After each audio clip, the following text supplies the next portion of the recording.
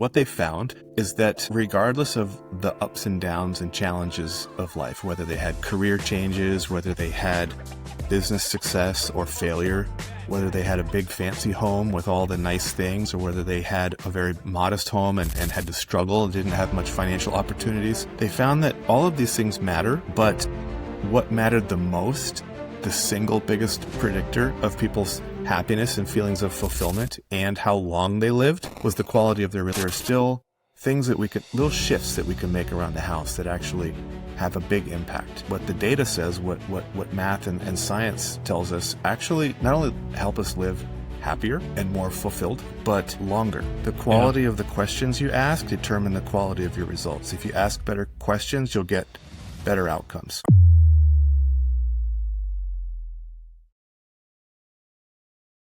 I want to give you some value in this podcast, and thank you for listening. So let me give you something useful right now. Most men don't struggle because they're weak. They struggle because they're unclear. So not being clear. That's why I built the Manhood Mastery Quiz. It takes only 2 minutes, and it shows you exactly where you're crushing it and where life is crushing you, and what actually deserve your focus next.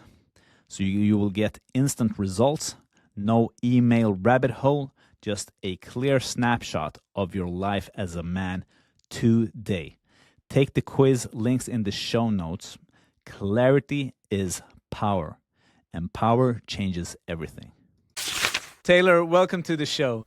Hey, Morgan. Thanks. Great to be here. Love it. Yeah. Let's go. Yeah. We're laughing. We had a mishap with the with the tech, but we're here and we're going to talk about conscious home design. So Taylor, take it away.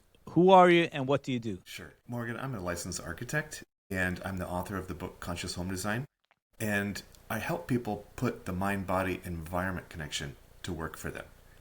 Everybody understands a little bit about the mind-body connection. It's common knowledge. From medical science to sports and athletes, it's all, well documented. Not that we know everything about that. We're still learning and growing so much.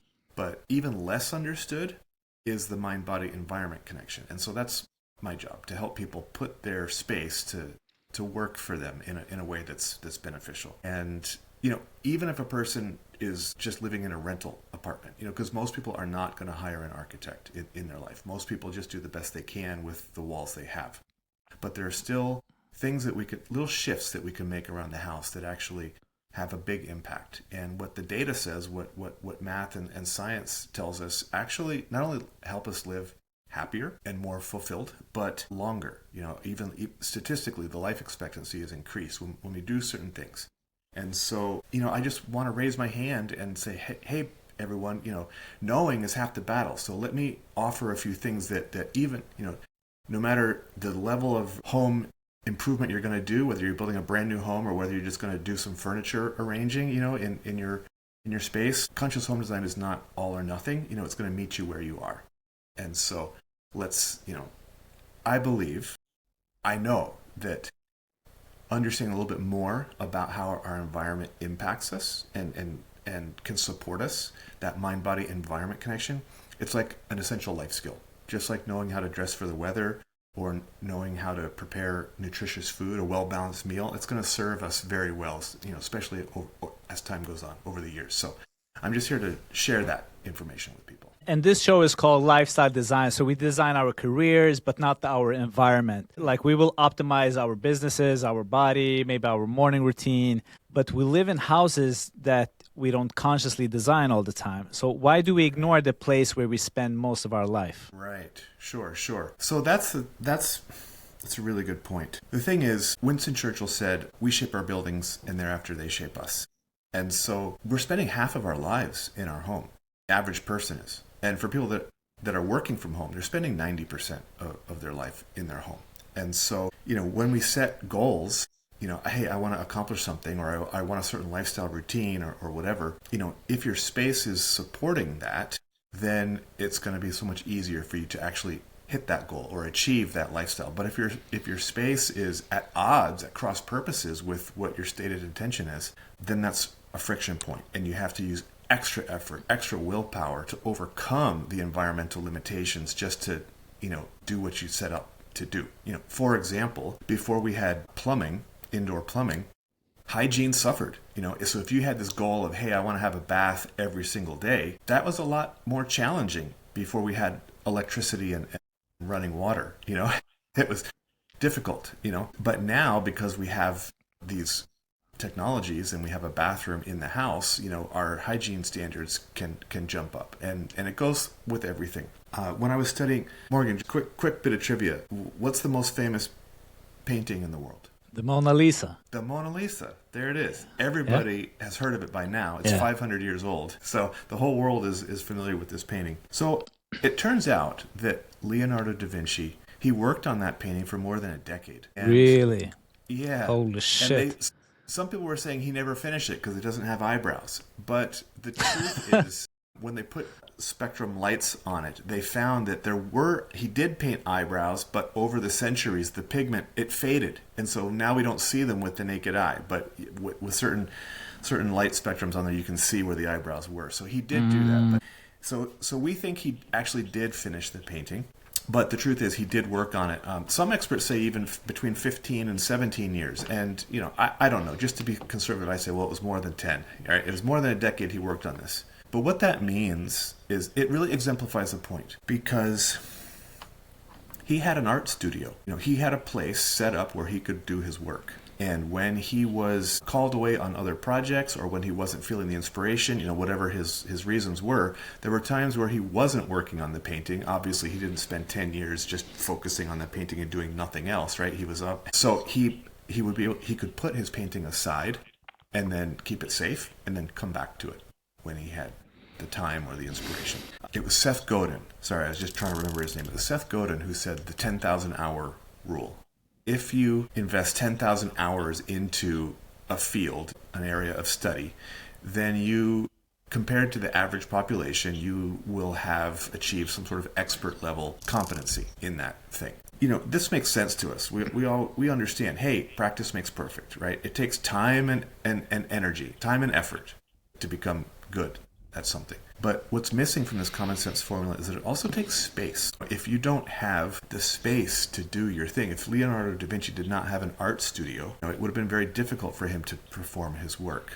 So when you dedicate space to an activity, to a human endeavor, much more likely to experience success, and more quickly and easily. So true. Before, think about it. If we didn't have architecture, then the extent of what people could create would kind of be limited to what you could accomplish on a sunny afternoon. Because as soon as the weather changed or nighttime came and wild animals came, it'd mess everything up. And so architecture really allows us to build on yesterday's achievements. And well-designed architecture removes friction. For instance, people that are working from home, if your office is the dining room table or the kitchen table, then when it's time to prepare a meal, you got to pack everything up and clean it up, and then set the table and get ready for eating.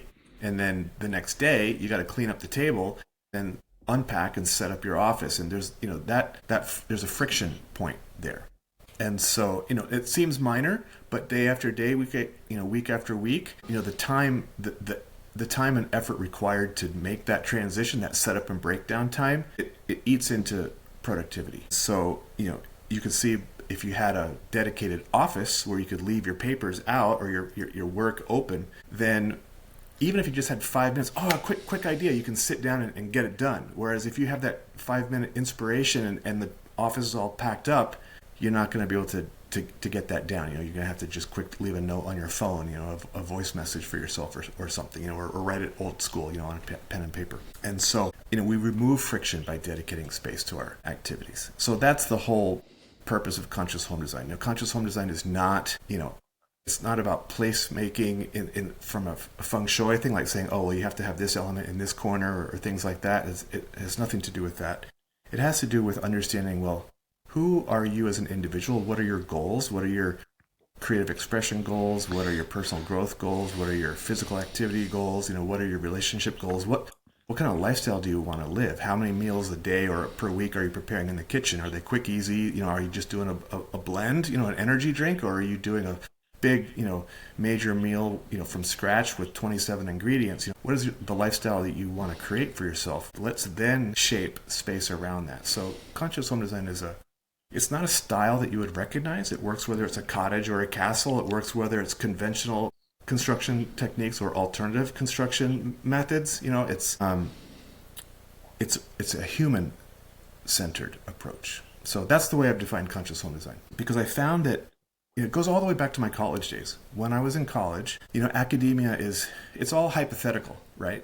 And so you don't have actual clients that you're working with and getting to know human beings and how they're going to use the space. They just have this program say, well, it's going to be this and that, and you've got to make this building. And so in general, Morgan, architects are a very thoughtful bunch. We want to justify all of our choices and our decisions and tie it back and anchor it into some reason. Hey, I chose this material or this size or the building to face this direction, or for this reason. There's always a reason behind it. So, the architects and architecture is very intentional, highly intentional. But at the same time, I found that it was just so much about the building. And I thought, look, architecture is not so much about bricks and sticks as it is about human experience. It's like saying a book is not about paper and ink. It's about the story that a person is going to experience when they read the book. The book is just the medium. The building is just the medium. If you had a planet full of beautiful buildings but no humans, like, what's the point, right? And so I found that although they were highly intentional, they were unconscious because they weren't considering, to my liking, the human occupant as deeply as I wanted it to. So it was I wrote it in one of my papers, this unconscious design and how I wanted to create conscious architecture. So the title of my book, Conscious Home Design, came from all the way from back from my college. And now it took me 20 years before I published it. I had to practice and learn, and hone my craft to be able to consolidate it and crystallize it into such a clear, coherent message that was accessible. Because, most people don't want to read a book about architecture. It's a little dry, And so I wanted something that anyone with no design experience could pick up and read it in an hour and get the major points of, like, oh, okay, here's what you should know. It's like, again, going back to an essential life skill. It's like you don't need to know about every muscle group in the body, but you need to know that if you exercise for 20 minutes a day and get your heart rate to this much for this long, that's going to help you, live longer.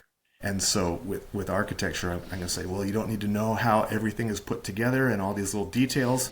Worry about that. Let architects worry about that stuff. But you want to know that this mind-body environment connection is real, and here's the low-hanging fruit that you should be aware of. So that's the big idea right there. I love it. And if someone were to start fresh, build new, and they are aware of how they want to live their life, how their spiritual life should look like, how their family life would look like, their social life, their fitness goals, they have like all of these within lifestyle design. You have like these different life categories. And if you have clearly defined goals within these different categories, how do we then go and start designing a conscious home? Because oftentimes you have like that asterisk that, okay, I want this type of home, but maybe it's not always the type of home that will amplify or help or support you create that life vision that you've created and set for yourself. That's so good, Morgan. I love the way your mind works on this. And so what you're touching on here is, I'll put it I'll reframe it into words. The quality of the questions you ask determine the quality of your results. If you ask better questions, you'll get better outcomes. And a lot of times people are choosing something, they're style forward. They figure, well, if it has enough bedrooms and it has, a place for my car, for enough parking spaces or garage spaces for my car. Big kitchen, stuff like that. Then as long as it's in a style I like, whether it looks like a ski chalet or it looks like a modern thing or whatever their taste is, then they figure that's probably good enough. And it is good enough to live a great life. But the truth is, it's no guarantee of living your best life or actually even living a happy life. Sure, if you if you don't have shelter, like if you're homeless, or if you're living in a space that's too small or just really is painfully, it doesn't work, then getting an upgrade in your shelter is a huge relief. And it's going to certainly contribute to a lot of happiness and reduction of stress. But it's temporary. After a few years, you'll kind of be like, okay, well, what's next? Just having a home, even a beautiful home, is not proof of a happy life, of a good life. It's not proof, but it's not a guarantee of those things. So I look at some universal principles, rather than being style forward, because that's what people are choosing now. People are looking at pictures and they're swiping left or swiping right. Hey, I like it, I don't like it, and it's a visceral, instant response. And can we take that a step further as well? That they look at the style, they look at the neighborhood, they look at the price tag, ocean view, not ocean view in the woods. So people know that we are not like making it just. No. Obviously, that's a given. We already know they're shopping within their price point and within a neighborhood that works for their proximity to their schools and jobs and things that they want, the amenities. We already know the location is acceptable and the price is acceptable. But within that context, now they're choosing for style. Thanks for clarifying. Yeah, sure. So, because that's really the only criteria. Once you've said, hey, the location is good and I can afford it, and it has enough space, like it's got enough bedrooms and it has enough parking spaces, then it's just people are going on surface things. And so I'm saying, well, there's got to be better questions than that. And again, going back to the 10,000 hour rule, people don't spend 10,000 hours studying the mind-body environment connection or understanding that, right? Because that's not their dharma. It's not their path in life. Yeah, not even 1 hour is spent there. And so how can people make decisions? People don't know necessarily the quality questions to ask to get those quality results. They're asking it's very surface. So people are doing the best they can. I'm not saying people aren't trying. There are, for someone who spent, tens of thousands of hours, it was 40,000 hours in my industry before I even published my book. I've gone so far down this rabbit hole, not like I'm at the end. There's always more, it's infinite, field of knowledge. But I know so much that I'm really saying, okay, what are the things that actually matter? What moves the needle in terms of happiness?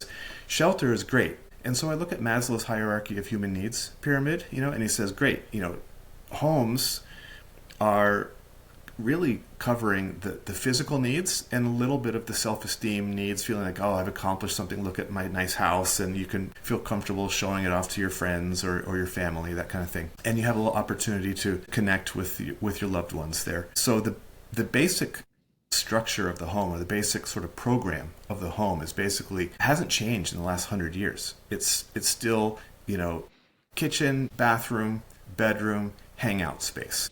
It's these four basic human functions.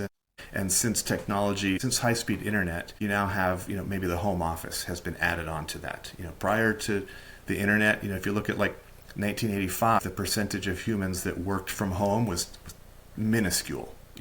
A few people that could work from their telephone, but not very many people at all. But now that we have high-speed internet, the percentage of people, like if you looked at 2019, before COVID, when everyone had to be at home, but in 2019, the percentage was much higher than it was, say, 1989. The home office is sort of the new addition, but outside of technology and sort of style trends that have shifted, the basic program of the home hasn't changed in 100 years. But the knowledge that other experts, psychologists and sports and nutritionists and doctors and therapists and all these other people that work in different fields on the science of human excellence, they've grown tremendously. There's so much has been learned about what makes people have their best life. But architecture hasn't evolved. It's been in a bubble. It's not being informed deeply enough by these other fields, I believe. And so I wanted to find out, well, what truly, because everyone's waving this flag, hey, live happily ever after, live your best life. But happily ever after, or to be happy, or best life, what does that actually mean? It's such a vague term, it's such a broad term, you need to define that. Otherwise, you have no hope of actually setting a goal that you can accurately target and achieve. So I said, what does best life look? Let's ask those good questions, and it's not the same for everyone. But there are some universal things, like Maslow said, hey, we all have need for love and belonging. We all have need for creative expression. We have a spark of creativity and it shows up in different ways, but all humans have it. We all have need for personal development and self-growth. We don't want to feel like, oh, I know everything. That's very boring. We always want to feel like there's a little bit more for us to reach for, and we can stretch into our potential and possibility. We want to feel like we're ever expanding. Yes, we want security and some things to feel stable and not to change, but we also want to have opportunity for change and variety. That's a human requirement, for happiness anyway. Because if we don't have that, we're going to start to feel like we're stagnating and life is becoming dull, right? And so I ask these questions, well, if this is what Maslow says are human needs, whether they show up differently, but these are universal, how does the home, remember where we're spending between 50 and 90% of our lives, how is it addressing or providing the opportunity, like Leonardo da Vinci's art studio, is it actively providing space for all of our needs? And when I look at the average home, it's like, no, it's meeting maybe half of our human needs. And so architecture evolved as shelter, and we've done very well at achieving that, but that's not the end of our evolution. There's still the next level to go. And so that's what conscious home design is about. I am bringing architecture into the 21st century by having conversations, so not being in a bubble and being informed by these other experts, these other fields. So I like that you have this lifestyle design and you're already aware of these, these Maslowian I don't know I don't know how you call that. These issues, these points, right? Because you're talking about physical exercise and all these things. And so what I did is I worked with someone who has a dual master's. Because look, I have to recognize the limits of my competency. I'm not a doctor. I'm not a counselor. I'm not a therapist. There's many things that I'm not qualified to jump into. But I still want to learn from these professions and see if there's a way that they can inform my profession, by having conversation. So I hired someone with a dual master's degree in social work who worked in government, in public policy with the staff underneath of them. So they have this sort of big picture overview about, implementing things, but then went back to school and got a second master's degree in counseling and now works just one-on-one with people as a therapist. And so in addition to this big overview, also has this, very personal nitty-gritty kind of perspective as well. And so I hired this person to read the book and work with me to create a workbook, which is basically, I said, hey, if we want to help someone design their best life, or they come to me and say, this is what my best life looks like, how can we, shape space around that? I say, okay, well, first off, everyone has their wish list. Like if I said, Morgan, let's design a new home for you. Or you came to me and said, Taylor, I want to design a new home. Here's my wish list. I would say, great, there's a bunch of stuff on there, but maybe there's a few questions that you forgot to ask, things you didn't know to ask, So I want to make sure we leave no stone unturned and sort of fill that out, round out that list. And the other thing is there may be things that you thought about, but you're not clear on the answers. It's like, oh, I know I want to have this thing, but I'm not sure what that looks like. And I haven't designed my life around that. I'm not sure. So, I think you'll find that a lot of the delays and what keep people treading water is they don't have clarity about what their next move looks like. And in architecture, clarity is confidence, and confidence is speed. When people understand what they're getting and what they're going to, what's at stake and what their reward is going to be, then they're very clear about what that looks like. They can take action confidently and quickly rather than going, oh, what am I going to be doing here? And so I worked with this person to write a workbook of fun PDF exercises that would evoke and draw out the answers, the good answers, to the questions that would help them get that clarity and give me the clarity so that I can help shape that space and actually figure out what that's going to look like for them. And it's a conversation. It goes back and forth. I get their feedback, I get their questions, and then I give them a floor plan. And then that's not the end. It's not like, okay, here it is, it's done. It's, we look at it, it's just first draft, and then we have a conversation about how does this work, and I put this here because of this, and how does that feel for you, and is it size appropriate, because and all these things. And so we go back and forth, plan A, plan B, plan C, and until we get to the final, this is it. And then we turn it into blueprints that, you can actually construct from. And so this is me sort of telling you about it and explaining it. Wonder if we should just do something where we just show you, and where we actually, set up a podcast, a future podcast where we'll go through the work as though you were designing your dream home with me, and then we can do that, and then we can cut the episode, and then 24 hours later, I'll have generated a floor plan based on that conversation. And it doesn't have to be two separate episodes. We could merge them together. We'll merge them together because I'm very We'll be walking through, showing on screen the actual floor plan and why it looked like what it was, and so people will see what this process. Yeah. You'll experience what the process actually is, and then be like, wow, And so just hypothetically, I think that would be like really beneficial for the viewers as well, because I'm still like not clear about how this would benefit me when I already have like a super clear vision of how I want the house to be, but I'm not clear on where it should be. And I have not included my wife in my vision because she like we are partially aligned when it comes to certain things, not all of the things. So I want to circle back to something that you mentioned, is that we don't ask the right questions. So what questions should someone like me ask who have an idea? I have a lot of ideas. I know what's important for me. I have like my lifestyle design map sorted out. It's super clear for me. But what are some of the questions that I should go through before coming to you asking for blueprints to start building? Well, you should go through the workbook, because the questions are right there laid out. Can you share some of them, or do you want? I sure can. Yeah. So we start with a core values exercise, which is all right. What are your core values? Because one person might be justice, equality, and fairness.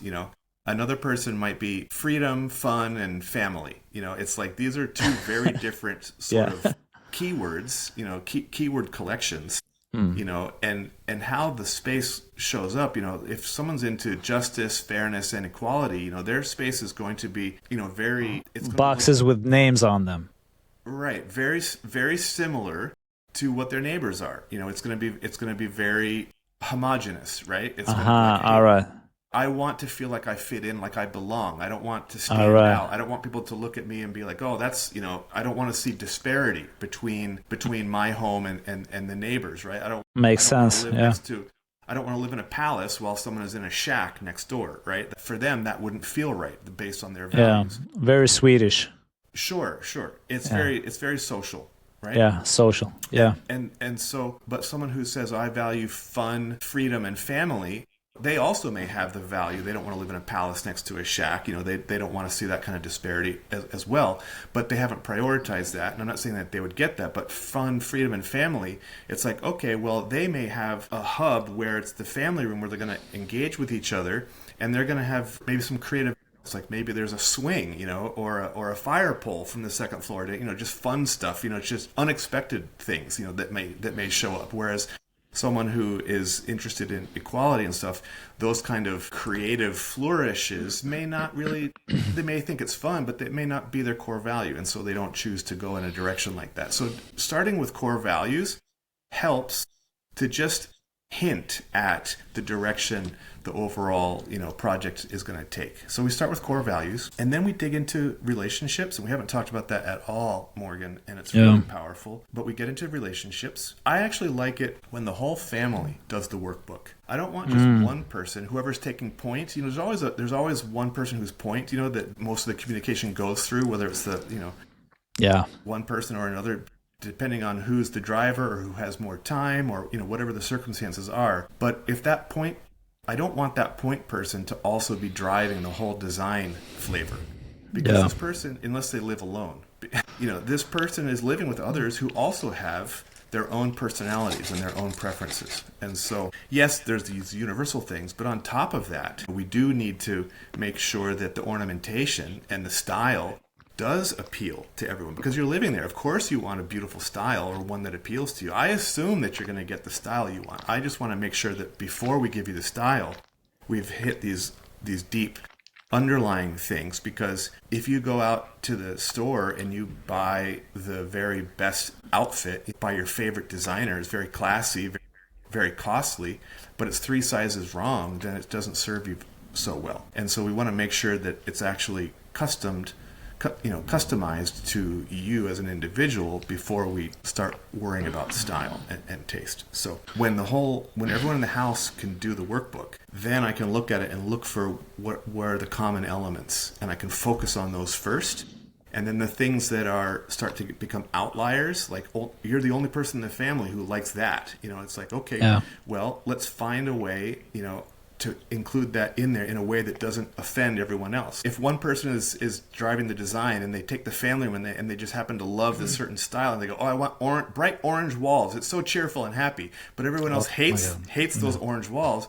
They're not going to want to hang out in the family room. And that defeats the very purpose. The family room is about being together. And so you have to create a space where everyone feels comfortable. And so my job as the designer is to help find the common points and craft space around that. You don't want to have for instance, if you have a bedroom with a heterosexual couple, you don't want the space to be too masculine or too feminine. You want both people to feel comfortable in that space so they can both relax when it's time to go to bed and actually sleep and rejuvenate, rather than feeling stressed out. Oh, I hate my bedroom. That's not going to serve you well over years to come. Years of crankiness and not getting proper sleep because you hate your bedroom is not helpful.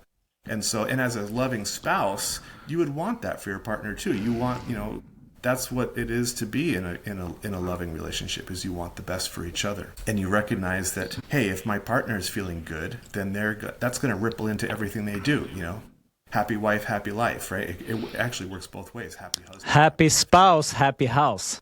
There it is. I love it. That's exactly it. Yeah. So that's what conscious home design is about. So I want everyone, even the kids, sit down with the parents and have a fun time with it, going through the workbook together. So that's how we ask the question. So I start with the core values, I get into relationships, then I go through Maslow's. So, I mentioned before that, we just had 4 basic spaces and maybe now the home office. But when I go through Maslow's hierarchy of human needs, I found what I call the 9 essential spaces in a home. And so if we're able to dedicate space to 9 essential activities, then we're basically guaranteed to hit every point on Maslow's hierarchy of human needs pyramid. And that, the combination of core values, relationships, and the hierarchy of human needs, if we can touch on all 3 of those and let those inform the design, now we've really drilled down and started to define best life and happily ever after. And we now have the good definitions around what the markers look like, and so now we can target that. I love that how you involve like the whole family, because that's really important, and that there's a framework there. And right. Does size matter? Because like home design, documentaries, and TV shows has exploded in Sweden during the last maybe 20 years. So everybody wants to do home design and redesign and maybe do their own thing also. But there can still be a hesitancy to actually get an architect in. It has to do with the culture. Everybody needs to do their own thing.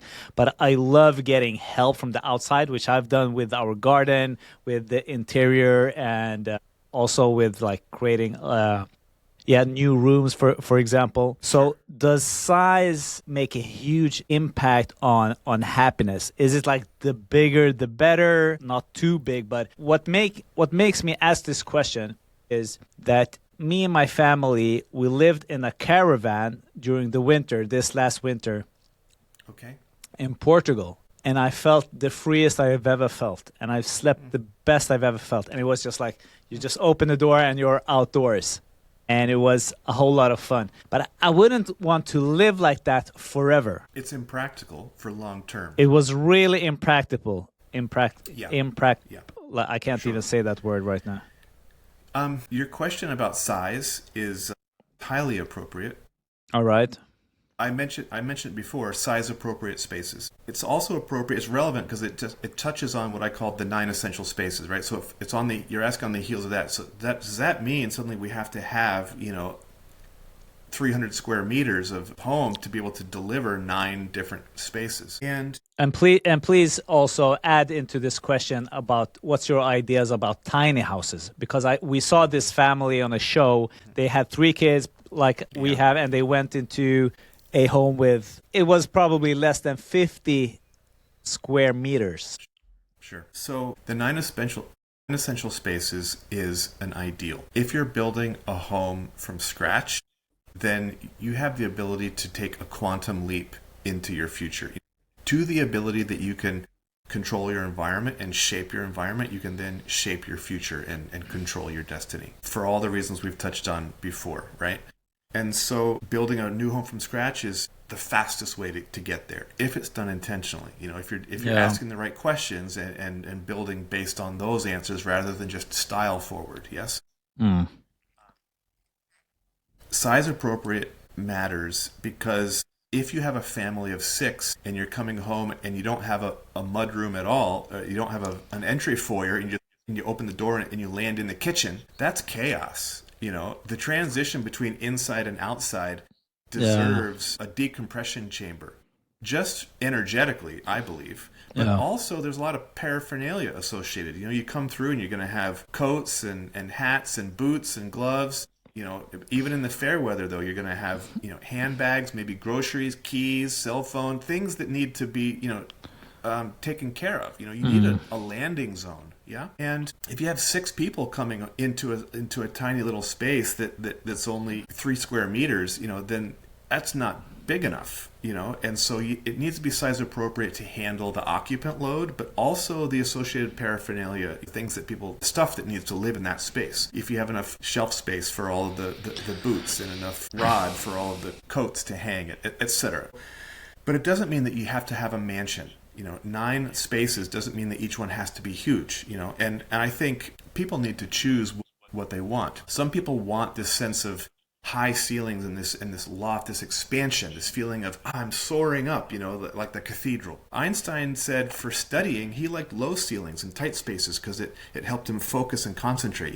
Think of a magnifying glass where you're absorbing the light from the sun and concentrating into a beam that starts fire. He's taking all of this cosmic inspiration and lighten the world on fire with it, and so he found that studying in a more confined space helped him do that. And so depending on the experience you want to create for yourself, it may want different sort of architectural proportions or dimensions. Yeah.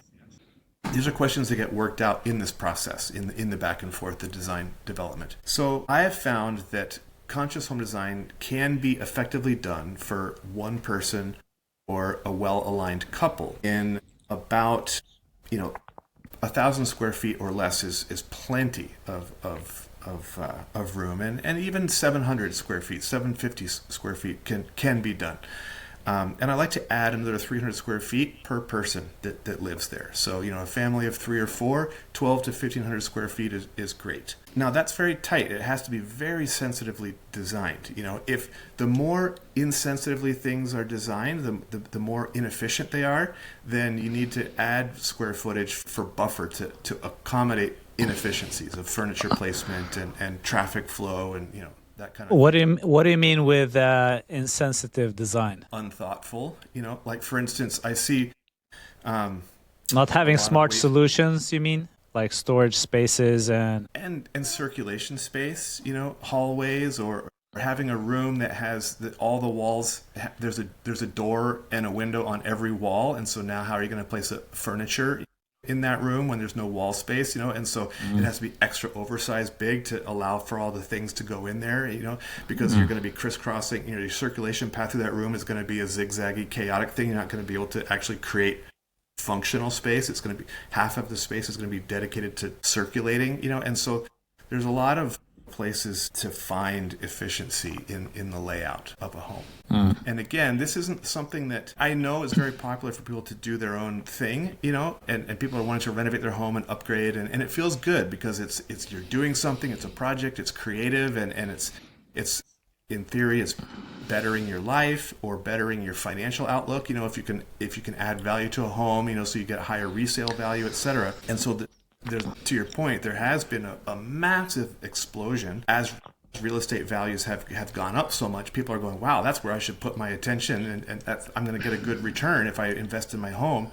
Well, but people aren't spending tens of thousands of hours understanding it. And so they're really just having to mimic or copy what other people are doing, to try to get good results, or they're risking making a mistake and spending too much money or over improving or Yeah. and actually not getting the return. They invest money but they don't get it back. And so it does require knowledge and sensitivity Yeah. to do it well. I often find it more expensive to do things by your own when you don't know what you're doing. So I always love like getting consultants, people who know things to do the job or to consult what the hell is whatever is going on in We business, sure are. in health, in In everything, right? When Yeah, we in consult everything. with experts, we compress our time to success, right? We Yeah. accelerate our results when we get someone who's really good at something to help us, and either do it with us or do it for us, right?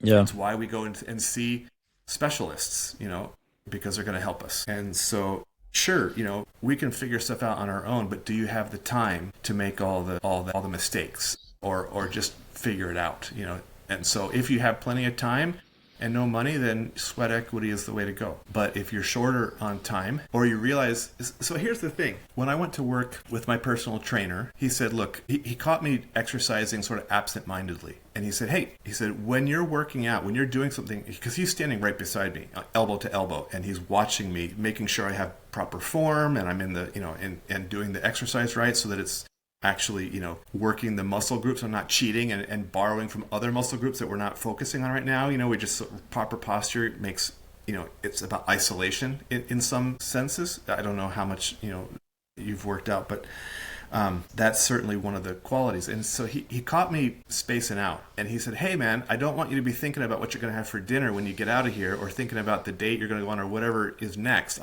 If you're working out, I want 100% of your attention, your concentration, and your focus and your effort channeled into the muscle groups that we are activating right now. And in 6 months with working with him, I did better than 3 years on my own, And so I could ask myself the question, sure, let's say I studied and learned to know these things that he knew about, and it took me 5 years to get there, and then I didn't have to hire him. But what about the 5 years that I didn't have that improved physical experience? Whereas if I just work with him, he could get me there. I don't have to know everything, but I can get the same physical results, the benefits, within 1 year instead of 5 years. And so that means for 4 years, instead of learning and getting better, I'm already there. And those 4 years are that much better because I've already achieved my goal so much faster. So it's about, when you invest in yourself, you not only accelerate your results, but then for the time when you hit the results, now you have that increased jump, that elevated life. And so, it's hard to track the real tangible payback, but it's definitely there. I like to use the butterfly effect as an example, which is the mathematician wrote a paper, do the flapping of a butterfly's wings in Brazil eventually set off a tornado in Texas? And he charted out, he basically said, everything that's big, every life-changing, world-changing event had sensitive dependence on initial conditions. And so while it's true that not all small things become big things, all big things started as little things. And so I want to look around the home and say, where can I make a little 2% intentional shift? 2% in this room, 2% in this room, 2% in this room. What does that look like? What would your life look like, Morgan, if every day you felt 8% less stress or 8% more inflow, in harmony? Hey, I'm on point, I'm on purpose, my life is working for me. What ripple effects how would that add up over years? Someone who understands finance and investments, your retirement account, for instance, the difference between a 5% rate of return and a 7% rate of return over time will double your results. So just a 2% shift, double the outcome over time. And that's the butterfly effect. And so in conscious home design, I'm saying, how can we look for 2% shifts so that we can double people's, happiness and best life over time? Is there a way to share like 3 small shifts that you think would have a major impact and improve people's lives today? Yeah, let's thank you. Because I thought we were going to get into air quality in the house. I feel that is important. Lighting, direction of where you put your bed. Maybe I'm totally off here. No, those details are important, and we absolutely look at those in conscious home design. It's definitely there. Let's work on. Three small You're asking shifts. for something. Let's talk about relationships because we haven't talked about that yet. And when I was writing the book, Conscious Home Design, I was very certain at the outset that I wasn't just writing another style guide, where there's plenty of talented designers out there who can assemble a beautiful collage of textures and colors and materials and say, hey, here's how you can curate your space to look like this and feel like this. And that's all good stuff. And you can either swipe left or swipe right based on different designers if you like what they do or you don't like what they do. For me, I'm just like, of course you're going to get what you want. I'm not going to give you my style. I'm going to give you your style. That's a given. I want to talk about those universal things. And so I was looking for stuff that was rooted in science, like Maslow, like the mind-body connection and the mind-body environment connection. And there's a lot of studies out there on everything from test results and education to health and medical recovery to your very life expectancy. And statistically, one of the things I came across was the Harvard study of adult happiness, which started in 1938 and is still going on to this day. So it's 88 years strong running. Wow. They've studied thousands of individuals, tracked them through their whole lives, and they're on to subsequent generations now because all the original people have passed on. And what they found is that regardless of the ups and downs and challenges of life, whether they had career changes, whether they had business success or failure, whether they had a big fancy home with all the nice things or whether they had a very modest home and had to struggle and didn't have much financial opportunities, they found that all of these things matter, but what mattered the most, the single biggest predictor of people's happiness and feelings of fulfillment and how long they lived, was the quality of their relationships and their connections. And so for me, as an architect, the highest calling of architecture is to help people live their best life. The purpose of architecture is to help people live happily ever after. Yeah. I said, okay, well, here we have math. Intuitively, we know this. We all get out of bed in the morning and say, the reason I'm getting up today is to make life for my friends and family more better, or make life for my family more better, and to have time to enjoy life with friends and family. That's our reason for living, is for our relationships. We all know this. But without the math to prove it to us, it remains a sort of wish list item. But once we see the data, it justifies our choice in moving it off the wish list onto our must-have list, and it gives us permission to prioritize. Do you share this with your clients if they don't have that on their list? It's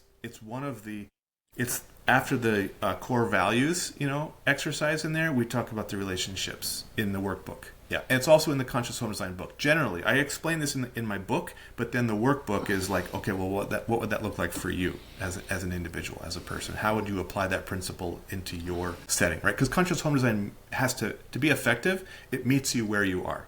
People. Not everyone's starting at the same spot in their life. Not everyone's life looks the same. So it has to be adaptable and say, well, where are you? Let's first just do an assessment, and then we can look at your home and find out where the low-hanging fruit is. Because for you, maybe you need, the low-hanging fruit for you is getting a home gym set up somewhere so you don't have to have a punching bag in the living room. Another person, they may have a home gym set up, and what they need, the low-hanging fruit for them, is a place to meditate. They need to create partition off a place where they can have mindfulness or prayer or whatever is going to get them centered and grounded and feeling like they're in touch with the rhythm and flow of life. So people are going to have to self-navigate what changes are going to be most important for them. Yeah. The good news. Yes. So can I just have a real life example? So if someone is coming to you and they have about this topic about relationships, they are in a place where they feel they are not connected in their social life because they are too culturally off with the area that they're living in. Okay. Maybe they have different value. They are inviting people to their home, but they are not getting invited back. But there are these other towns, other cities, other countries, because we are very special here in Sweden. I tell you that. Is it the right move to just sell your house and move to another part of Sweden or the world? So, I mean, I can't say that. I can't answer that question. Can I just further clarification? Sorry, because this question is like super important for me. So there are Swedes, for example, who move Yeah. to our neighbor country, Finland, in order to homeschool because it's also illegal here in Sweden. Okay. All right. So that is like their main reason because they also want, and they get connected also with other homeschoolers. So there's a whole whole network, network to plug into. there's a Sure. community you can plug 'Cause into you it. need support. You can't just homeschool in isolation, or the kids aren't gonna. It's not gonna be good for anyone, adults, parents, or kids. Yeah. So what would you say to that family that want to homeschool and so many other things that are not relevant for, or they can't get those needs met where they are? Look, I'm an architect. I'm not a therapist. You know, I can't help people do the personal growth work or make the big decisions about, hey, I want to homeschool or not. If someone comes to me and says, we want to homeschool, I could say, okay, great. How old are your kids? How many kids do you have? What kind of space do we need to shape that's going to be supportive of the growth activities that you want to do at the house? What are you getting? What schooling opportunities or educational opportunities are you getting outside of the home, and what does the home have to provide base level? And so I can, if you come to me and say, we're ready to homeschool, here's what we need, and I can have that conversation with you about what you need and what it looks like, I can help you with that. But if you come to me and say, should we homeschool or not, I can't help you with that. That's not the question. You already Yeah. know that they want to homeschool, or they just feel that they don't share the same values with the people that are like the closest neighbors that are in their neighborhood. They just talk about like the wind and the weather. There's Right. no No, real I get connection. it. And then they've It's- been on journeys, on trips, on holidays where they like really connect with people. They really get the culture. They really feel alive here. We have the same thing in the United States. You know, the United States, the neighborhoods, I mean, this happens a lot all over the country, and I've been to 49 of the 50 states, and I've, you know, Wow. Before I built my own space, and I never lived in one home for more than 2 years, yeah? So I've done a lot of moving, and I've lived in many different states, of all over many different communities, and I really enjoy this experience because I've seen so much diversity, and I've gotten to feel, you know, in my own life, the different flow and the different rhythm of different architectural styles and different, you know, things that didn't work. I learned so much by treating myself as a guinea pig and experiencing so many different dozens of different homes to live in and know what that feels like. And so, okay, I'll never do that for a client. You know, I know Love that's that. a failure kind of thing, right? And so, you know, a lot of Americans, and it sounds like Swedes too, the only thing that you have in common with your neighbors is that you can both afford to live in that neighborhood. Yeah. Right? There's an economic, you have economic commonality, Yeah. but you may not have anything in terms of social desires or value structure or anything else, you know, hobbies or common interests. In the United States, people do, you know, the golf club, the country club, and they create a golf course, and then they have houses around that. And so now you have, at least you know that you have golf in common in addition to economic similarities with your neighbors, and so you can at least talk about golf, you know. And so themed communities, whether it's homeschooling, whether it's growing roses, your rosarians, or horses and equestrians, you know, themed communities is a big one. Themed. To start giving you, you know, an idea, you know. And I like to work on intentional communities, whether it's around farming and organic food, whether it's around spirituality and a certain type of meditation practice, whether it's about health and living, optimizing the body. I've worked on different themes in these different communities in my career, and it's very valuable because it helps reduce the feelings of isolation. You know, you can live in a crowded neighborhood and see people everywhere, but feel like you got nothing in common with people and feel all alone and disconnected, right? And so that's not healthy for us, right? We want to be connected. So, you know, if people get together in a community, I can help like that, but everyone needs to make a decision about where they want to be and what their location is. What I can help people with is their home. They have total control over what happens inside. And so the Harvard study says relationships. But I look at relationships and I'm like, that's a big word. That's like happy. You know, how do you target relationship? You can't, without defining it more clearly, it doesn't mean anything. You know, it's not usable. It's interesting, but you can't target it as a goal. Hey, better relationships.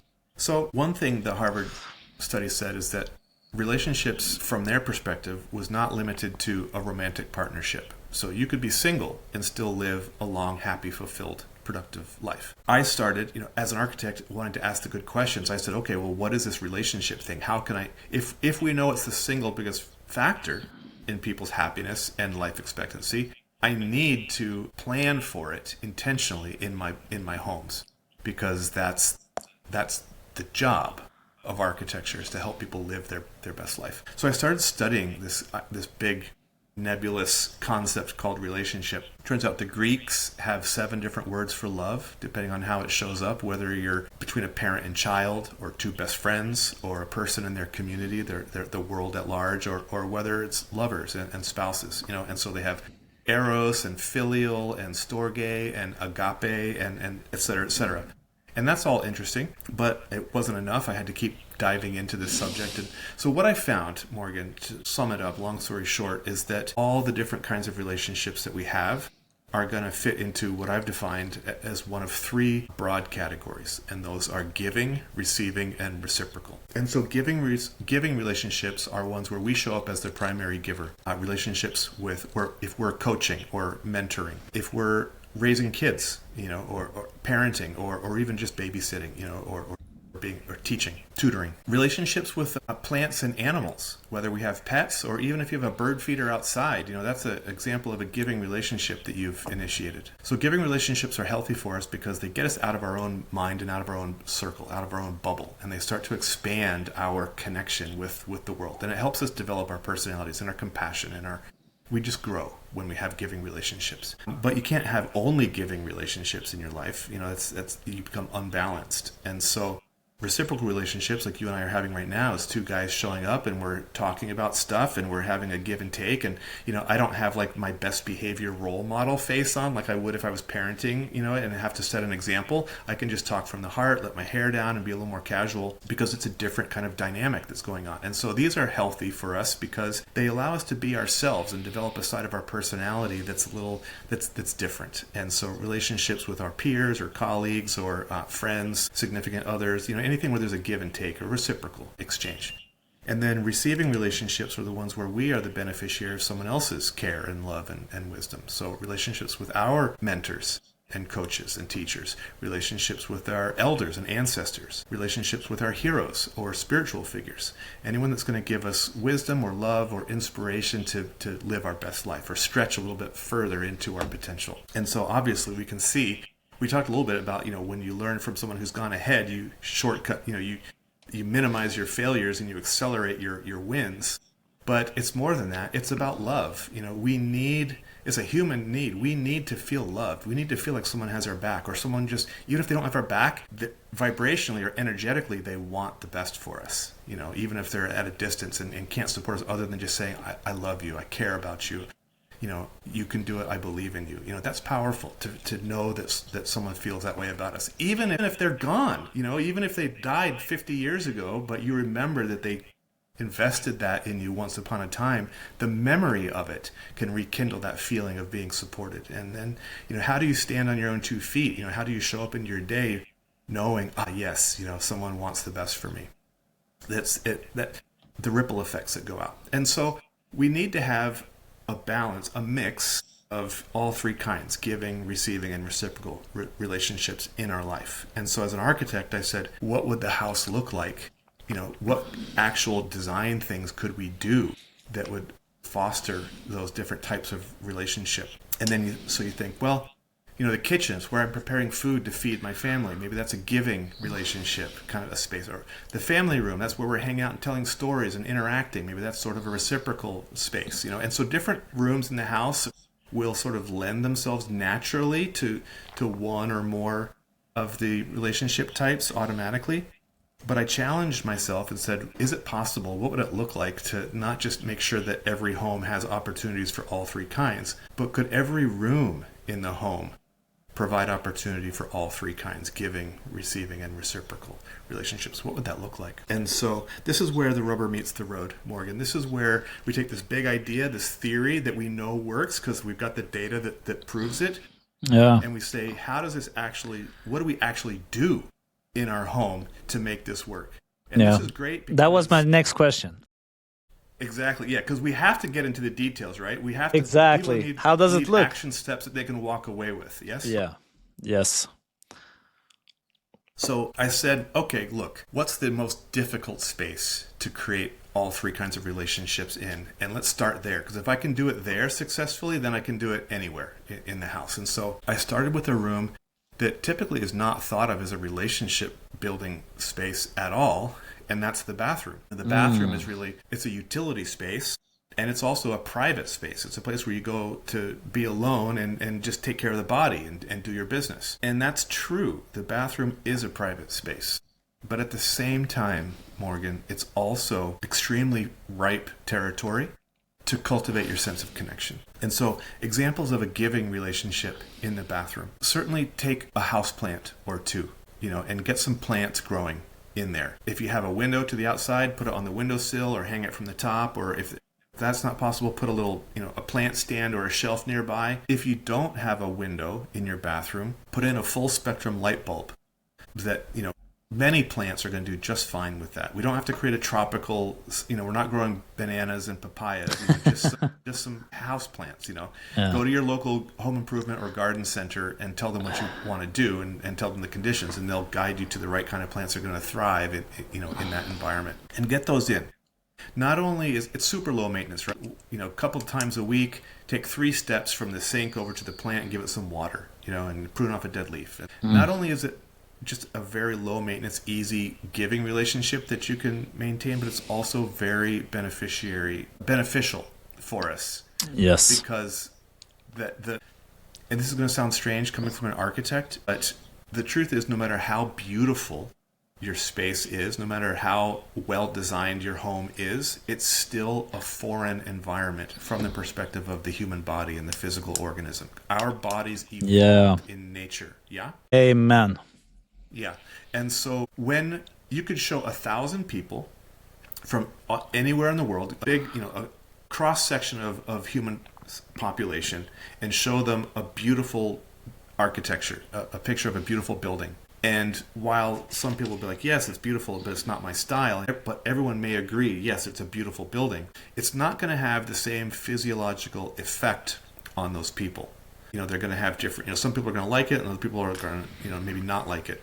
Whereas if you show 1,000 people a nature scene, a picture of green growing things, they're going to have universally a physiological response to that of calming brain waves. They're going to get to a resting heart rate more quickly and easily.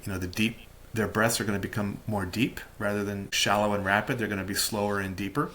And stress goes down, potentially blood pressure goes down. There's a physiological benefit to seeing green growing things because it sends a cue to the subconscious brain, to the physical organism, hey, you're in your natural habitat.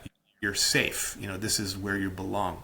And so when you walk into your home, and yes, our homes are our sanctuary, and compared to the chaos of the outside world, we do go, I'm home, and we can relax. But still, there's going to be a subtle cue from the built environment that's going to elicit a very mild stress response because you're not in your natural habitat. And so if you can bring plants into the home so that you're seeing green growing things around, it's going to make your home feel even that much more peaceful and naturally, instinctually calming for you. So plants in the bathroom, why not? And instead of a dead utility space, now it's alive, and you've taken one step into making it more like a garden, or an oasis. Taking it one step further, what if you put a fish bowl in there, and so now you've got a goldfish in your bathroom. You come in the morning like, hi, fish, and there's this spark of life and joy going on, swimming around, and you sprinkle a little food on the top, and that's fun, that's beautiful. And so you're, again, low maintenance, but it's a way to really bring life and enthusiasm and happiness into your life. Again, you've got to choose if this is appropriate for you. If you want this, everyone has to choose their own adventure. But these are examples of possible giving relationships, even in a bathroom. Yeah. So that would also include pet dogs, cats, and whatever animals. Sure. Yeah. Yeah. But a fish was like low maintenance. That's right, because it can stay there, and you can give it food once a day or several times a week, whatever the pet store guy Yeah. or gal Tells you. tells you to do. And you can change the water, once a week or once a month or whatever Yeah. is appropriate for the quality and et cetera, et cetera. But depending on your setup, is it oxygenated, aerated, or what? Based on your setup, it's relatively low maintenance. I'm not talking about running a saltwater aquarium. Those are high maintenance. Those are Yeah. high maintenance, yeah. But just something simple that you can do. But if you want a saltwater aquarium, go for it. Why not? Have a whole wall in your bathroom. If you've got the money, that's incredible to do that, and that's going to feel amazing to do that. So everyone needs to figure out what works for them and what's appropriate for their lifestyle and their budget, For sure. et cetera, et cetera. And the truth is that all our relationships, there's no such thing as a truly one-sided relationship. I know a lot of people that say, oh, yes, it's a giving relationship, but I receive so much more from my doggy, or I receive more than I give. And so it feels like a receiving relationship rather than a giving relationship. It's true that every relationship we have, there's an exchange. There's an energetic exchange. There's no such thing as a 100% one-directional relationship. But at face value, what does it look like? When you show up at the initial state, are you giving, are you receiving, or is it reciprocal? And so, our pets, are ones where we are showing up primarily first as the givers in that relationship. So that's how I classify that. That's why they're put into the giving relationship category or bucket. So yeah, but I don't think you want to lock your cat or your dog in your bathroom all day long. That's not appropriate. But a fishbowl, they're not really going to get up and walk away. As long as you have some plants and some food to feed it and appropriate light for them, they'll be happy. Okay, examples of reciprocal relationships in a bathroom.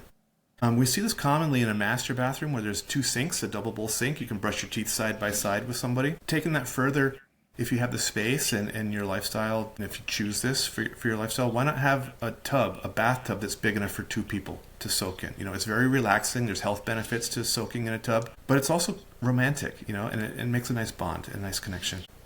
What about having a shower room? It's big enough. It's got two heads on it, so two people can shower side by side, without getting in the way of each other. And it's not.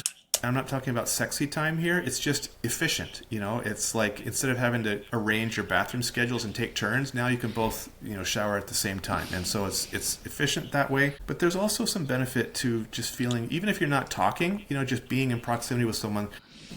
Relationship experts have shown that for many couples, that it creates a foundation of security and a sense of that you're not alone and that you can count on each other, even if they're not engaging in conversation. Just that proximity together, that routine, building that routine together can be very helpful. So if that suits, if you decide that you want to do that, that's another example of a reciprocal relationship in the bathroom.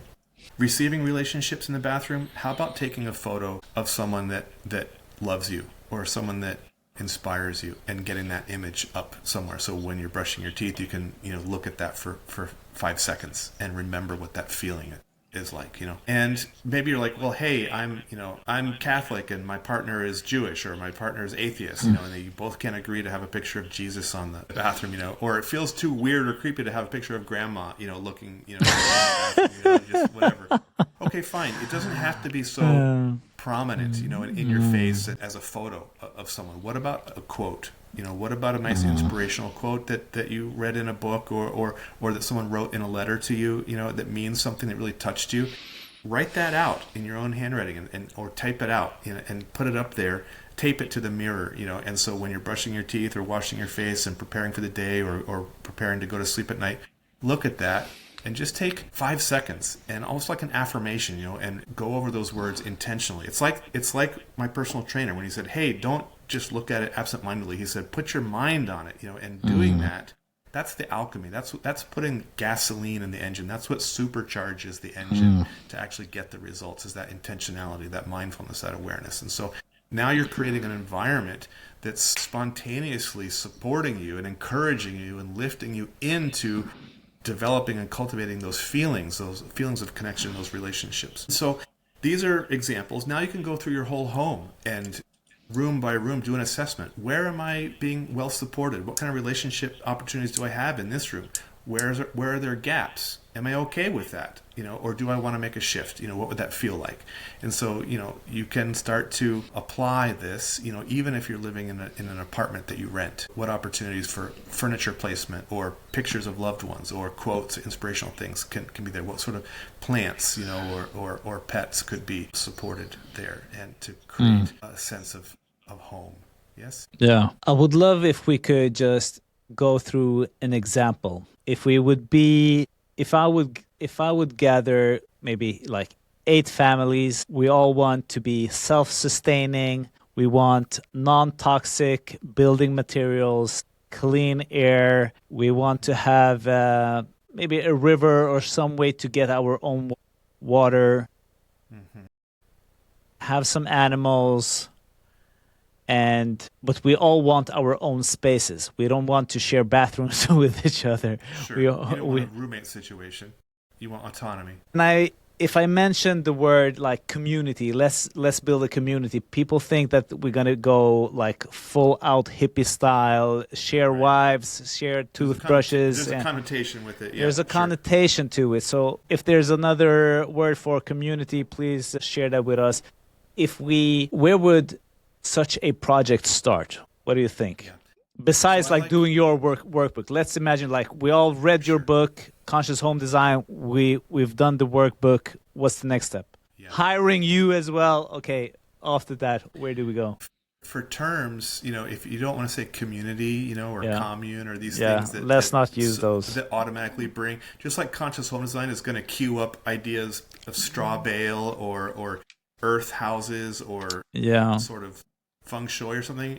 It's a key word that people try to fill in what that looks like in their mind. And if you say Yeah. community, people are going to draw back on things they've seen in the news or heard about, and they're going to try and fill it in. And it may not be accurate to what you're actually trying to build. So, I try, themed living, a theme, Themed 'cause we're living. building, yeah, because we're building around a common interest theme. Yes. Yeah. And so find a common interest theme, something that's powerful, something that's visceral, something that is actually motivating to people. Like homeschooling theme, that's motivating. That's powerful enough to get people to actually make a jump to shift from one reality to another, because there's the pain of transformation, right? Like there's friction points that you have to overcome.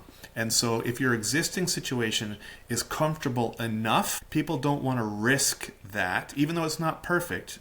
They don't want to risk it to go into the unknown. Yes, the Yeah, unknown true. has to be a promise of something so much better that's worth the discomfort of getting there. Yeah. And so find something in your themed community or your themed living project that is powerful enough for people to go, I want that. Let me actually start thinking about that seriously. Do you have a couple of examples? Homeschooling, Yeah. Conscious overcoming community, would that be weird? over, Or overcoming cancer, like a healthy living, like when people yeah. life or death, when people are talking about raising their children, when people are talking about saving their lives, these are powerful motivators for people. When people are retiring, they want to retire and do something that they love. They want to, especially if they've worked in an office all their life and now they have the idea to go on a golf course or go gardening, if growing vegetables or growing flowers or being outside, having nature trails to walk on that even when they're 80 years old they can walk on. It's not hiking a mountain, but it's something that's multi-generational possibility to be outside. That's for people who have lived their whole life inside. Being outside is an attractive point, so they can maintain an active lifestyle as they age, age in place kind of situation. So these are powerful things for people, right? Lifestyle promises, opportunities to do that. How about art, or music, a music community? Hey, everyone here, you see this happen. People will take an old mill building and turn artist lofts. Hey, we're all musicians here, or we're all performing artists, or we're all, painters or potters or, whatever their thing is. And so communities around, creative communities get together. They've tried to do like business communities, like entrepreneur startups, like sort of Yeah. WeWork, sort of incubator spaces. That can be powerful too for some people that want to live a sort of not necessarily a digital nomad life. We're talking about putting down roots, but something for someone who's doing something that's different than that traditional sort of old, last sort of century kind of business model, right? You can focus on the way people make a living, the way people raise their children, the way people deal with their health and their bodies, the way people engage in leisure time, the way people follow their creative activities and their hobbies and their passions. These are the things that mean something to people. These are the things we build our lives around what we love. Yes, and so let's build our homes around our lives. And so essentially, we're building our homes around what we love and our communities around what we love. So those are some big points that people build around. For my listeners, we're going to start a screen-free parenting theme collective here. And a bunch of other things along those lines. I love it. Is there something else we should talk about that we haven't brought up? Yeah. So the relationships really is the lowest hanging fruit, because people can do that no matter where they are right now. They can focus on supporting their relationships, their connections in their home, without any kind of architectural, or changes or anything. So that's because it's so easy, but also because it's so powerful. The math says, do this, you live longer. Yeah. But could we expand on how to, because when we spoke about relationship, it was like this giving, receiving, and reciprocal, but we were like, the examples were with pets and plants. Let's talk about like humans. Yeah. So, well, in the bathroom, I use those examples because giving relationships, because if you want to give examples of giving relationships with humans, those are ones where you're mentoring or coaching or parenting or teaching. Yeah. And so that's typically not done in the bathroom unless you're teaching your kid how to shave, or how to, groom themselves, right?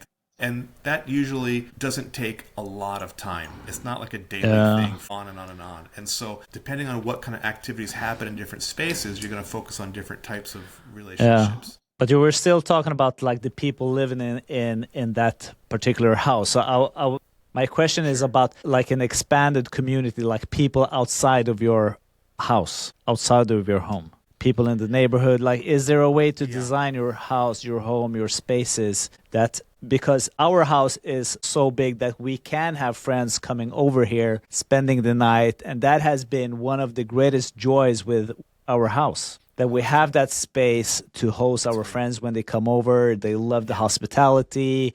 Everybody fits in the kitchen and the living room, everywhere. That's great. Except Wonderful. my studio here. We can fit in like 6 people here, maybe. The sauna that I built also. Yeah, great. A lot of homes are built to ignore the outside world. It depends on the neighborhood. It depends on how close the houses are together. It depends on how, what the topography is like, what the landscape is like, what the lot size is, how big each piece of land is. But a lot of homes are built with just a little window here and there as a viewpoint. Basically, they're turning their back on the outside world. They're ignoring their neighbors, ignoring the outside world, so that you can just focus inward, on your own family, and have private space, and completely close the door and shut out the world. Is that a good thing or a bad thing? It's necessary for us to be able to disconnect. There was in North America, they have what they're called long houses, and they found, that there was, northern cultures in Canada would have some, not all, but some would have a long house, and they would all live in the one big house together. The whole village, 50 people, 50 families, whatever, would live in one big long house. And people have different levels of need for engagement and interaction. People, whether they're introverted or extroverted, but even extroverts still need time to disconnect and be alone, And so one of the things they did in this particular culture was, if someone didn't want to be engaged, is they would just sit and they would face the wall. And so that was a signal to everyone else, oh, don't talk to them, don't bother them, they're disconnecting. They were turned out and facing things, and they were open for business, basically. And so people need to discover for themselves what a healthy balance of interaction and engagement is. And that goes true for the giving, receiving, and reciprocal relationships as well. Like as we go through life, if you're, for instance, if you're in college, you're going to be having a ton of receiving relationships from all your professors, and any spare time you have, you're going to be hanging out with your friends, a lot of reciprocal stuff. Yeah. But most people at that age they're not cultivating a lot of giving relationships, which is fine. Soon after, a lot of people, most people, settle down and start families. And then they got young kids running around clinging to their leg 24/7, and they're just giving, giving, giving for years. Yeah. And so there's ebbs and flows.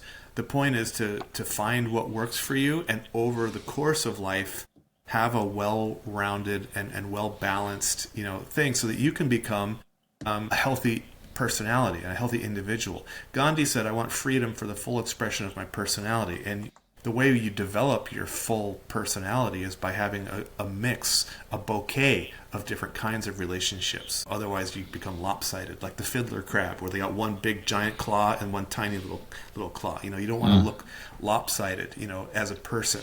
And so, as a personality, you don't want to be lopsided.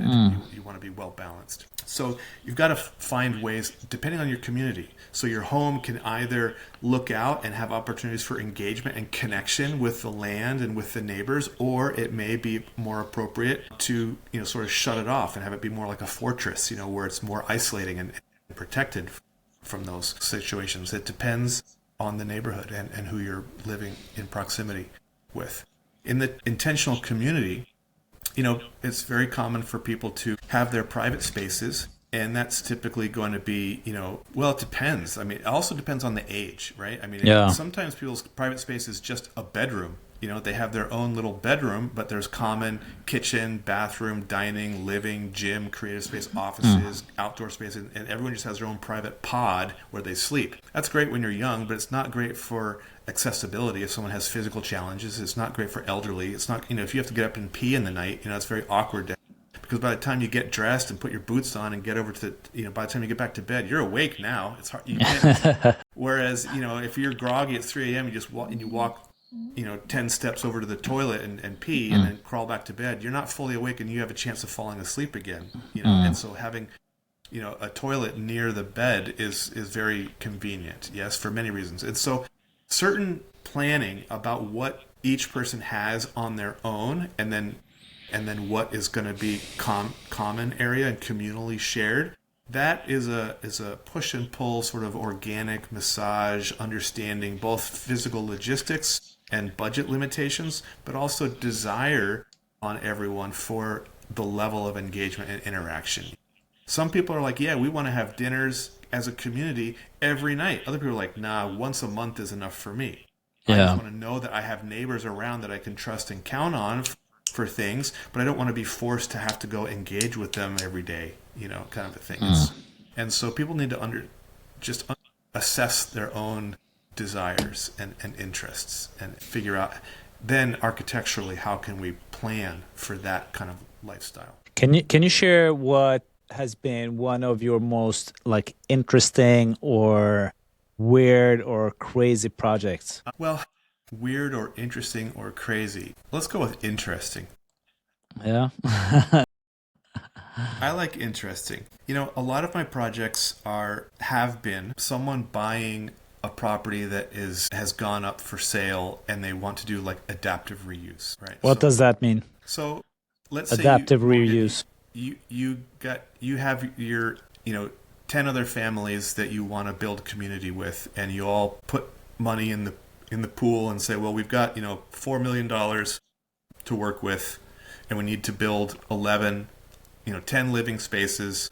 So that's going to be $400,000 per space, but that also has to cover the cost of the land and the cost of infrastructure and utilities and common space. Do we want to have a common dining hall or a common recreational hall or a church or a meditation space, or what kind of community space do we want in addition to our private spaces? And so the numbers, you start to look at what the numbers play out as, rather than just buy land and build raw from the beginning. Sometimes people will say, well, we don't want to, the only thing we can afford for our budget is way out in the middle of nowhere. And we don't want to be out in the middle of nowhere. We want to have access to restaurants. We want to have access to hospitals or healthcare. We want to have access to whatever amenities are there. They don't want to be living in the middle of nowhere. Some people do want to live in the middle of nowhere, but others don't.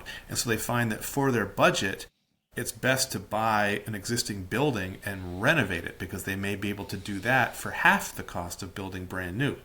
Now, building brand new is usually better because you get exactly what you want if you have the budget for it, as opposed to just making something work and have it be good enough.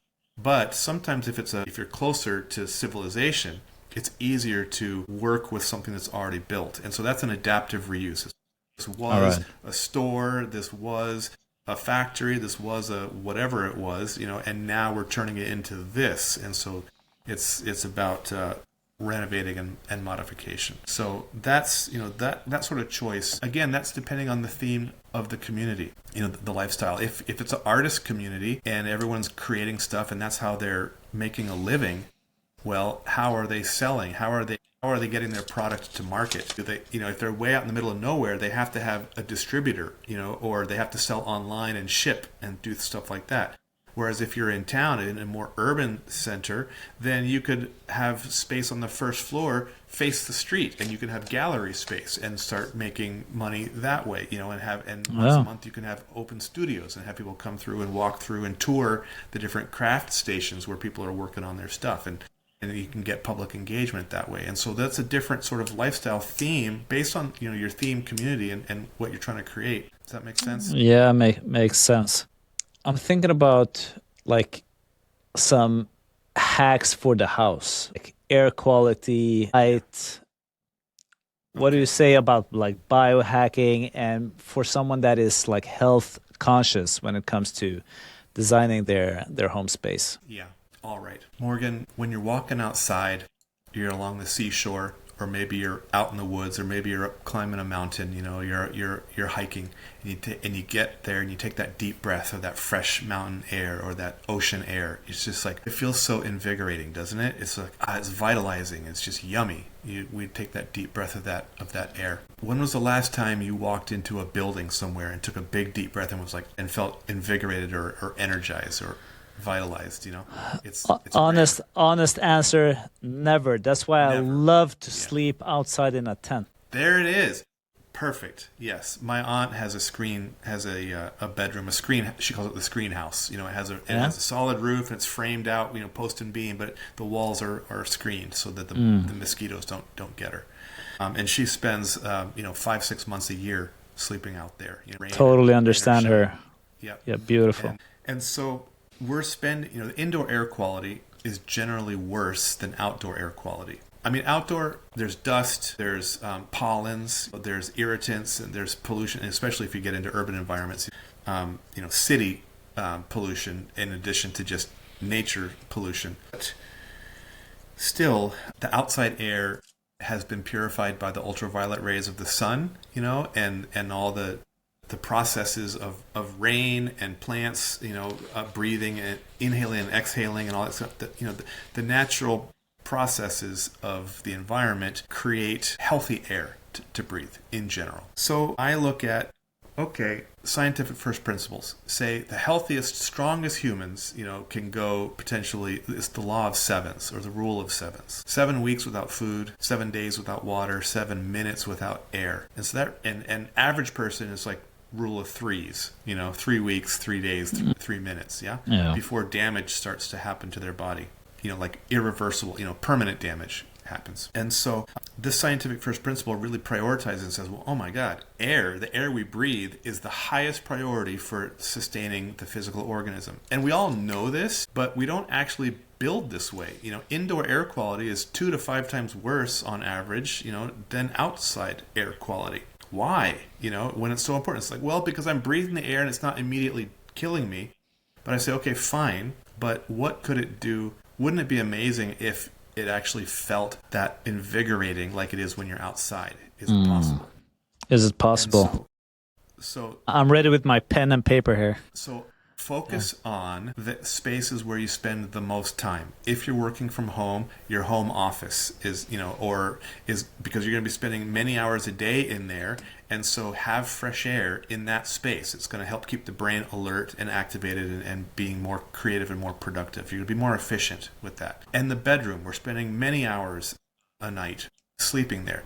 And if you're waking up feeling groggy, it's probably because either it's got bad air quality and it's stuffy and it's the oxygen ratio has been depleted, especially if you shut the door and you keep it all tightened up, especially if there's multiple people sleeping there, you consume the air so much faster. And or water, you're dehydrated, particularly in the winter where it's cold, you're not drinking as much perhaps, because you're not sweating, like you And so you're not chugging water, but you really need to drink. So I keep water by the bed. When I wake up in the morning, first thing I do is drink water, and it helps my brain turn on, and I can just feel myself start to get activated. Whereas if I don't drink the water, I can feel groggy for 20 minutes. But if I drink that water, it's just a few minutes, and I start to really wake up, and the machine turns on. And so, obviously you don't want to chug a bunch of water right before bed, because then you have to get up and pee in the night. So during the day, if you build a hydration routine in habit into your life, into your daily routine, then at night you'll automatically be hydrated enough to where you don't have to drink a cup of water, and you can just keep water by your bed for a sip, when you need, if you wake up, or in the morning when you want to drink 8 ounces to get going. And so water, is and again, that's the second one from scientific first principles. First is air, and then is water. These are high priority things for us to do. And so I would say stay hydrated and make sure that you keep the spaces where you're spending the most time in, bedrooms and home offices, oxygenated. Either if you have to crack a window, do it, even in the wintertime, or an energy recovery ventilator, where you're mechanically bringing in fresh 24 hours a day. You're bringing in or half, on for 2 hours, off for 2 hours, on, whatever the cycle system is, but you're mechanically bringing in fresh air that's being pre-warmed or pre-cooled with the exhaust air, without mingling. They do a sleeve system, so one goes a sleeve inside the other, and so the heat is transferred, but the actual air doesn't touch and mingle. So you're bringing in fresh filtered air that's pre-warmed by the outgoing exhaust, and so that way you can be energy efficient without just keeping the windows open in the wintertime, but you can still have fresh air. So if you have the money, if you're building new, or if you want to invest in your home, you can look at that mechanical thing. But the simple low budget thing to do is just crack the window. And how can I avoid condensation building on the windows? This is a real problem I'm having right now. We just had a carpenter coming to our home today. Yeah. Before our conversation, this is so funny. We're talking about this right now, to check if we need to change the windows, because they are like really old. They are from the 50s, I think. Yeah. So the first step, because I also sorry for interrupting. Sorry, but I also want like the room to be super dark. So I have like these like blackout curtains, 2 of them, one that goes down like this, and blackout curtains that goes this way. So vertically and then horizontally. I want fresh air, and I want it to be pitch black. Can I have both? Okay. So in that situation, sure, it's possible. In that situation, I think what might be happening is, because you've got these double layer of curtains over the window, then the temperature that's happening behind the curtains, closer to the glass, is different than it is on the walls. And so you're getting condensation on the glass rather than on the walls, or on the glass in other rooms, right? Because of that condition. Whereas if the curtains were open, you may not get the same level of condensation, because if you're creating an isolation thing. So I would start to think, when we're having moisture problems in the house, first we have to try to identify the sources of moisture. And those can be, simple as showering, having steam come out from the shower, cooking, if you're boiling water all winter long for tea, you got a little kettle with your coffee that's going on many hours a day, or the types of food that you're cooking. Do you boil potatoes and pasta a lot, or are you doing more fresh things? So depending on how. So this is breathing from sleeping. So we are like 4 persons, me and the 3 kids in one bedroom, and we are just like breathing. So this happened in the caravan in Portugal, and we actually got mold in the caravan in like regular time. It went like so fast because we had it cold. I don't have it cold right now to avoid the condensation, but I want to have a cold room to sleep in. Yeah, it feels comfortable to sleep under warm blankets with cold air for sleeping. So, and there are those. So we have processes from cooking and bathing. We also have human processes just from breathing, and sweating and perspiring. We're wet, and so we exude water vapor. Yeah. There's also potential for water to come in through the foundation, up from the ground. We have to examine what the loading is on a space, and what the capacity of the space to process that load is. And so we look, if we can identify the sources, then we look for ways to reduce or minimize. If we don't have that, we look for ways to ventilate, to mechanically compensate for the extra load. And so in a situation where breathing a lot, you're in a smaller space and the walls are cold, but you're creating a lot of moisture, then you're going to get that dew point is going to happen. And if it happens inside the envelope, then you're going to get condensation. You're going to get moisture inside rather than outside the structure. And so very important, if you can't reduce the moisture load, then it's important to create some sort of mechanical dehumidification or air transferring process. So you're bringing in drier air from somewhere else, or you're using air conditioning or dehumidification. You're wringing the moisture out of the air, out of the space. So is it like these automatic fans that you have in the bathroom, so they can like sense when the air quality, the humidity level is going up, then it's turn on? Yeah, is it like one of those? I think I have one. Yeah, it's on right now here in the studio. You could install one of those. That would be sort of a more sort of passive. It's active, but it's also passive because it just has a sensor when it turns on.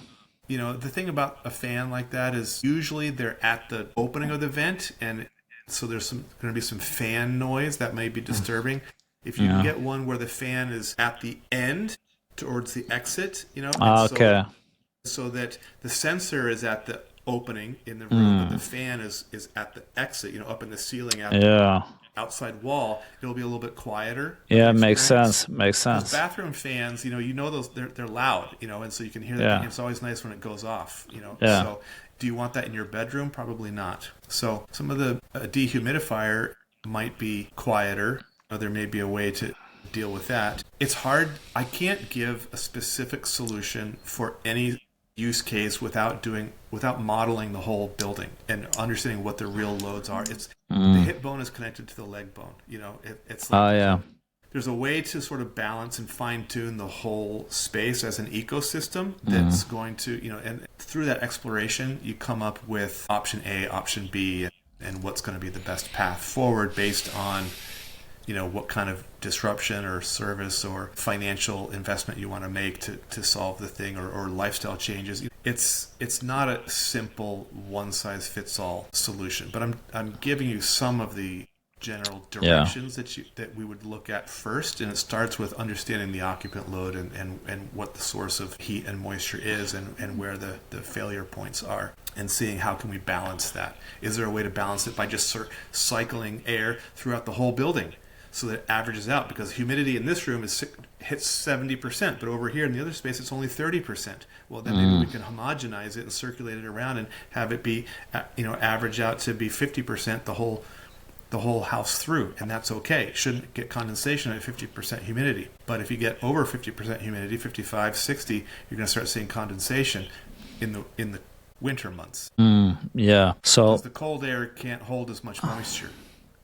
Right. As the wet air gets colder, as it starts to leave the building, the moisture condenses. I need to get some measurements going on here in my house. I feel both a way to measure air quality and also the humidity levels. Yes, and so humidity levels are easier to measure because you can just put a little thing in every room, and it will tell you 24 hours later what the humidity is. But measuring air quality is a more difficult test, and more expensive. You got to send it. You got to get samples of the air and send it to a lab, and it's not cheap to do that.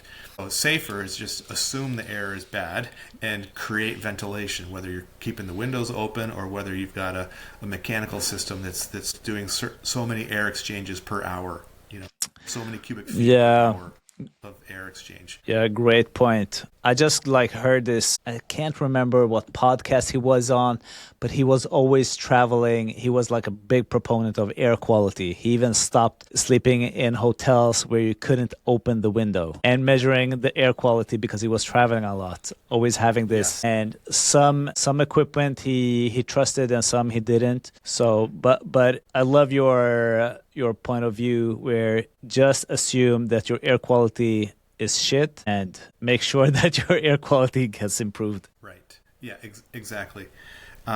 If your home is very old, then the air quality is probably okay, unless you've got things coming up from the basement, vapor coming up, because by now everything that's off-gassed has off-gassed, and old homes also don't have foam and plastics so much in them. So that's probably okay. But if you're bringing in new carpets, or new furniture with foam pillows and cushions, then you're going to get some air quality there. And if you have a newer home, it's going to be probably air qualities. What I do is I like just opening a window, frankly. Yeah.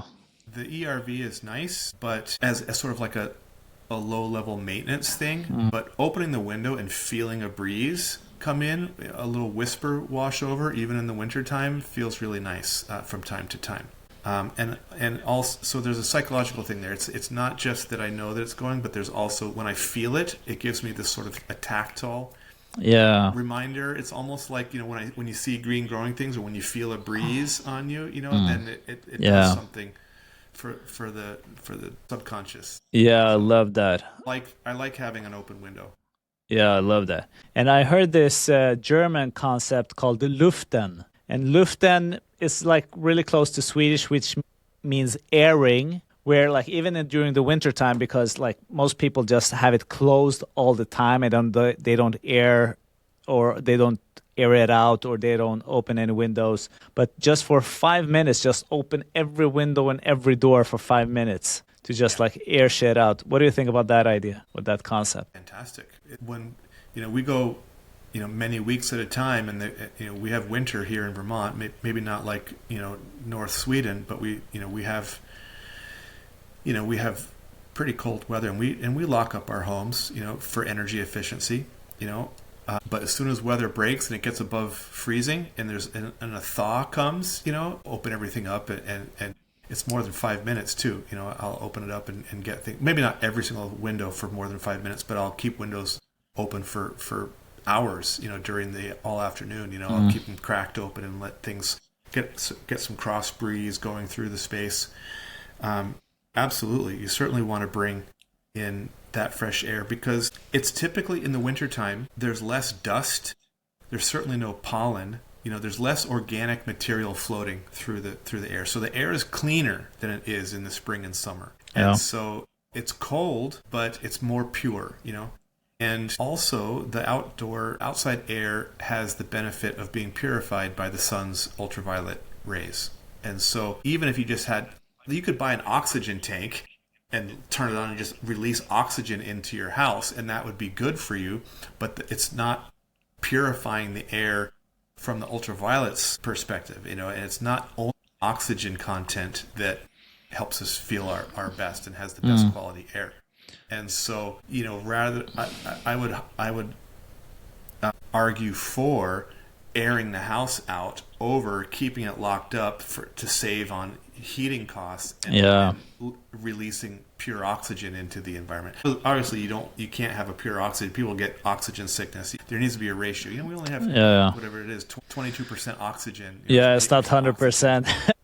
Because most of what we breathe is nitrogen. Yes, exactly. 70% nitrogen or something. So you can't even go down and buy oxygen because it's potentially toxic. You have to have a license to do that. But I've thought about it theoretically. What if we could intentionally oxygenate our spaces with oxygen canisters?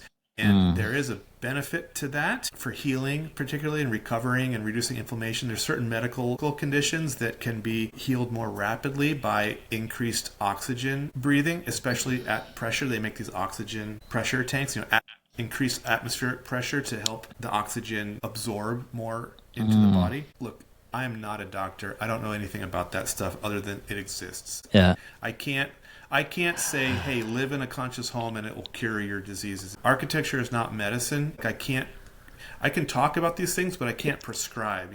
But it could be, because when we are speaking about mold exposure or like bad lighting or bad air qualities, all of these things affect how we show up in the world, how we feel if we are sleeping 100% badly. I feel, for example, when I sleep closest to the ground, I sleep a lot better when I'm sleeping on the upper floor because I'm closer to the ground for some reason. Yeah. Grounding or whatever you want to call it. Yeah. These are just like things.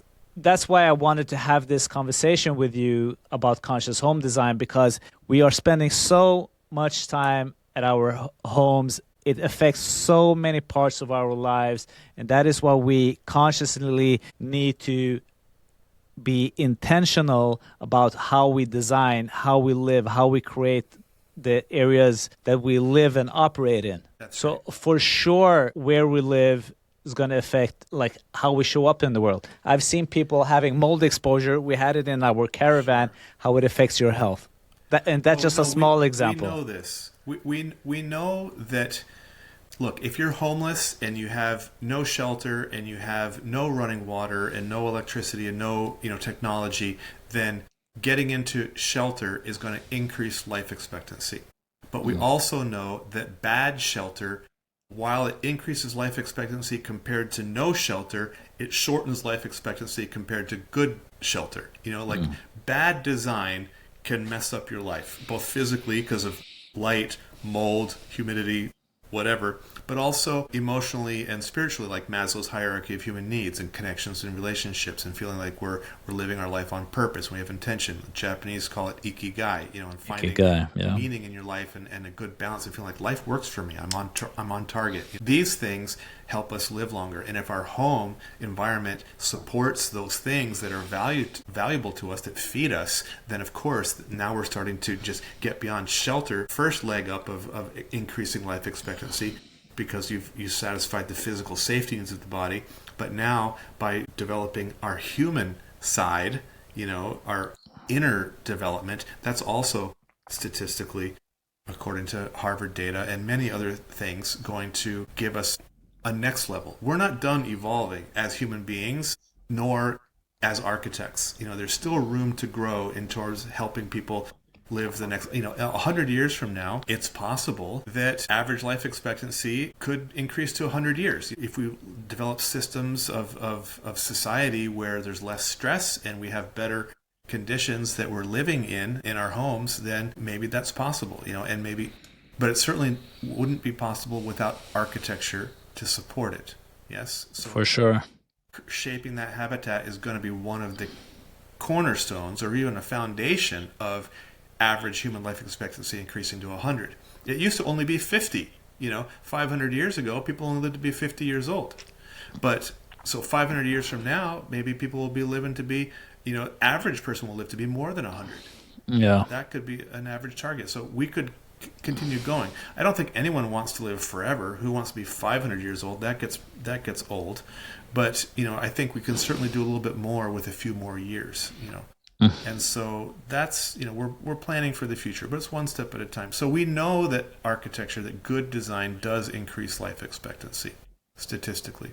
But I can't say live in one of my homes and you'll live longer, because every individual is an individual. And I can't prescribe it like I'm a doctor. That's what I'm trying to say. Yeah. So I need to stay within the bounds of my professional competency and my capacity as a licensed expert to offer, service. Yeah. And I can just speak freely on this podcast because it's my show. Doctors doctors won't ask you, where do you live, what's your social situation, what do you eat, do you exercise, do you get enough sunlight? So that's my two Most cents. doctors don't ask those questions, in my experience. In my experience as well. Taylor, where should people connect with you, find you, read about your book, or get your book? What are the links? How do people connect to find out more? I think anyone who's interested in living a little bit more intentionally, even if they never hire an architect, should pick up a copy of the Conscious Home Design book and the workbook that goes with it, just to say how would that look like for me, wherever I am in the world, whatever my situation is. And you can get that at conscioushomedesign.com. I've got a bundle there. I think I've got the book, the audio book, if you want to listen to it while you're driving or exercising, and the workbook as an instant digital download it's like $47 or something. Pretty affordable and accessible. Also, if you want to pick my brain, if anyone listening wants to, have me review their floor plan or just tell me what they're thinking about and get some feedback, I'm happy to do a consultation anywhere where people are, and even generate some plans. If someone does want to build a new home or renovate, I'm happy to do some architectural drawings for them. And as well as creating a themed living community. Sure. Reach out to me with any bright ideas anyone has. homedesign.com. There's a contact me form there. And it should be my email and phone number. You can find me, conscioushomedesign.com. All right. We'll link that in the show notes. This was an interesting conversation. There are many more questions that we didn't have time to unpack here, but let's do this again. Sounds good. Yeah, we didn't talk about sunny window effect and many other things. Yeah, we could do maybe we'll do maybe we'll just go through it like a case study, and together we'll do the onboarding the workbook together, and then I'll do a floor plan and we'll make an episode out of that, and people can actually see what it's like to experience, going through the CHD process, the Conscious Home Design method. Yeah, let's do it. Thanks a lot for your time. Sure. Thanks for having me on the show, Morgan. Really appreciate it. Love to talk about this stuff because it's so impactful for people. 100%.